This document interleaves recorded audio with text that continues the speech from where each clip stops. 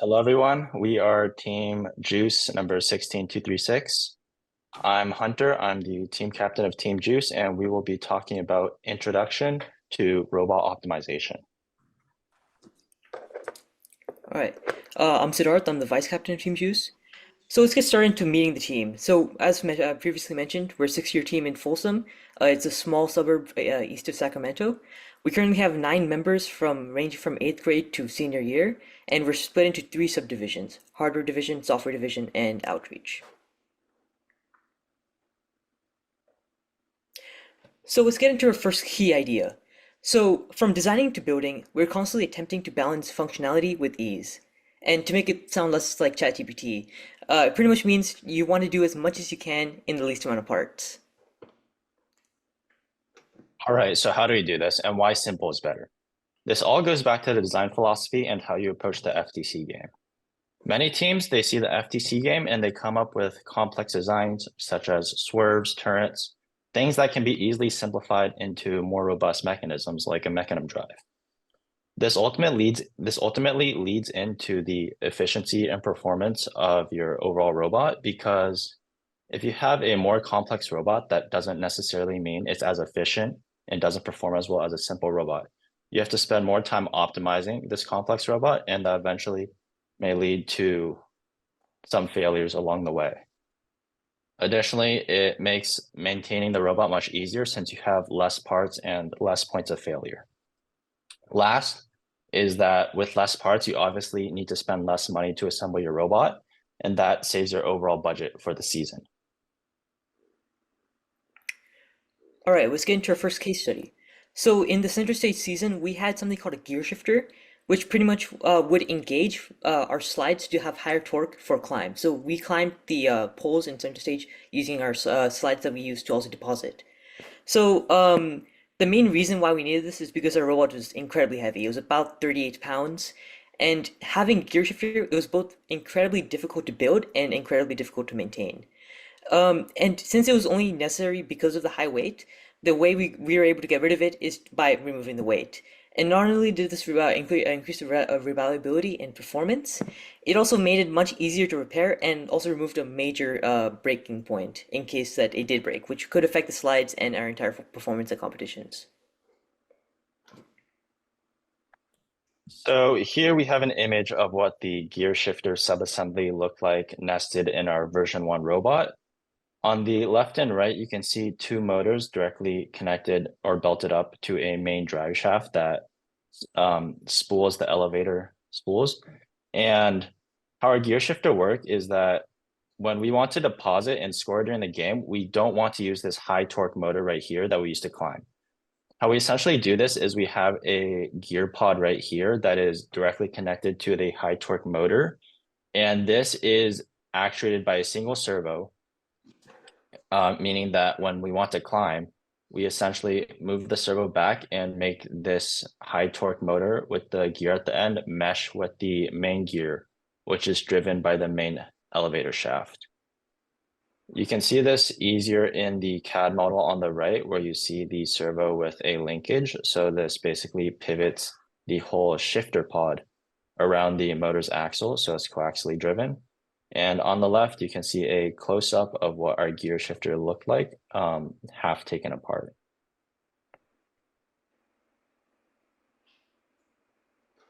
All right, now let's get into our second case study.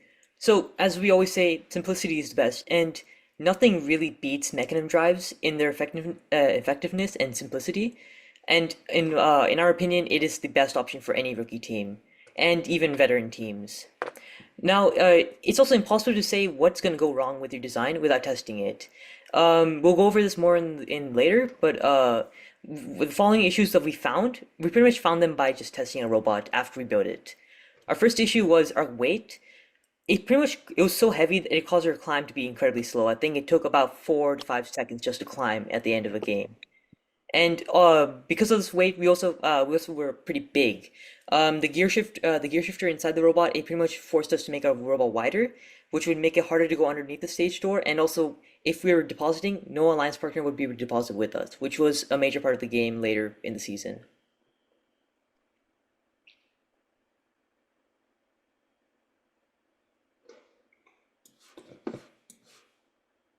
So let's get into our second key idea. Complex CAD designs can be simplified with Creo CAD, which can be expanded into a master sketch, and then comes physical testing. So pretty much this means that you can even iterate your robot without even having a detailed CAD model with all your parts and part studios and all that. All right, so what exactly are master sketches and Crayola CAD? Master sketches is basically a simple 2D sketch you can create in your CAD software, such as Onshape or Fusion. And this essentially gives you a side view of what your mechanism should look like. It basically allows you to plan out the overall your overall subsystem and how game pixels or like game elements will go through your mechanism. So for instance, on the left is our master sketch for the intake on our version 2 of our center stage robot. On the left, you can see how we modeled in the stack of pixels and how a pixel will contact both our surgical noodle intake and our reversed bottom roller and how it will move up our index. This basically allowed us to perfect the geometry of the intake and make sure that the intake will work as wanted and that it won't spit out any pixels. Now on the right, you have an example of Crayola CAD. Crayola CAD is basically what it sounds like. It's really basic blockout CAD, and it gives you a general idea of how much space the subsystems in your robot will take, what your overall robot will look like, and how you can optimize the packaging of your robot without going into detailed CAD that takes much longer time. Now, when do you use Crayola CAD in master sketching? Crayola CAD should be used at the beginning of the design process when you have just finished brainstorming your subsystems and want to try seeing how they will interact with each other. This way, instead of going to detailed CAD, you can just block out each subsystem, see how they fit, see if any potential transfers need to occur if you have the space and if the geometry lines up, which just basically saves you a lot of time since you don't have to go into detailed CAD. Now, master sketching is the second part of it. Once you go finish the Crayola CAD, you can start master sketching specific subsystems like the intake, which allow you to perfect the geometry as previously mentioned. Another benefit of master sketching is that you can use your master sketch to drive, say, the sketches of your plate. So in Onshape, you would use the derive feature. I'm not sure what would be used in Fusion, but if you derive the sketch, everything will be driven purely off the master sketch. So if you need to change anything of the dimensions of like, say, the height of the noodles or anything, they will be purely driven based off that master sketch instead of changing a part or plate's dimension within a single part studio. Now, on to key idea number 3, arguably the most important of our 3 ideas, is that testing is absolutely key for success. As Murphy's Law states, anything that will go wrong will go wrong. And we have experienced this multiple times in past qualifier regionals where we didn't test all our mechanisms or the robot in a full match enough, and that led to failures at the competition itself. And that can obviously be prevented with more testing. All right, so here's our intake for the center stage season. So we decided to go with a side-by-side method, which was not too common, at least in the season. And in order to do that, we had to create something called the index, which you could see is that orange thing that aligns the pixels up in the top left. So while in CAD it looked perfectly fine, it looked like it would work. It was mechanically sound from what we see. When we actually built it and tested it a lot, we figured out that because the index was so close to the intake, the pixels wouldn't funnel into the index properly, and this caused a lot of jams. We tried many ideas. We tried changing the height of the index. We tried changing the position of the noodles, but nothing that we worked really Oh, actually fixed it. And so we redesigned the entire thing in our version 2 bot to be front and back like most teams that season. yeah, on to the next slide. The video I'm about to play is the version 1 of our robot attempting to intake a stack. You'll be able to observe how it failed and jammed when trying to intake the stack.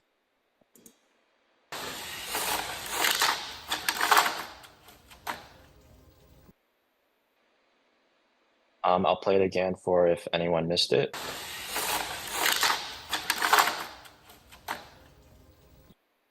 And then on our version 2 robot, the video on the right, this will show how our updated and iterated intake will easily intake off the stacks.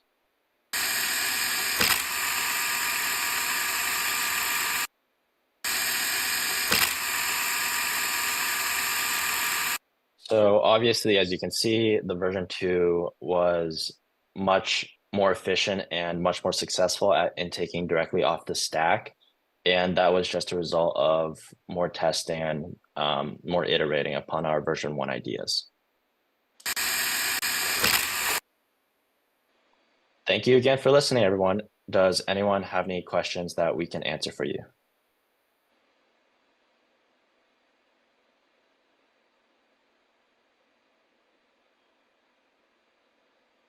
Sorry about that. I was trying to find my mouse on mute. Okay, so we have quite a few questions in person. One. Yeah, so what's your question? Okay, I'll take it. So in that first video, the shifter, you said that you removed the shifter and that solved the problem, but what did you do instead? So it was two parts. We both optimize our subsystems to take out much less space.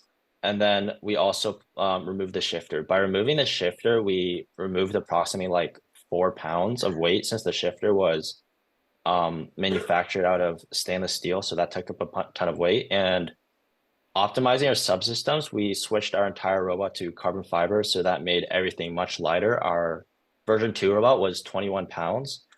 So fundamentally, this allowed us to optimize the drive ratio of our lift motors to both now be able to score and climb without hindering each side of what we want to do.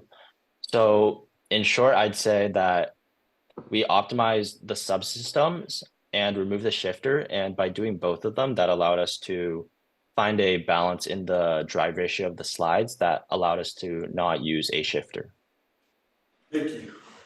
All right, does anybody else in person have any questions? There's one thing. Okay, we have one question in the chat, and I think we'll just answer this one question.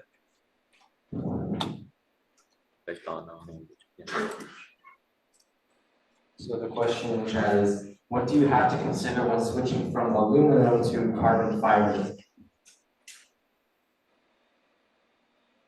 I'd say when you're going from aluminum to carbon fiber is you can pretty much swap it seamlessly if you choose like the right thicknesses, since the strength will not carbon fiber is not weaker than aluminum.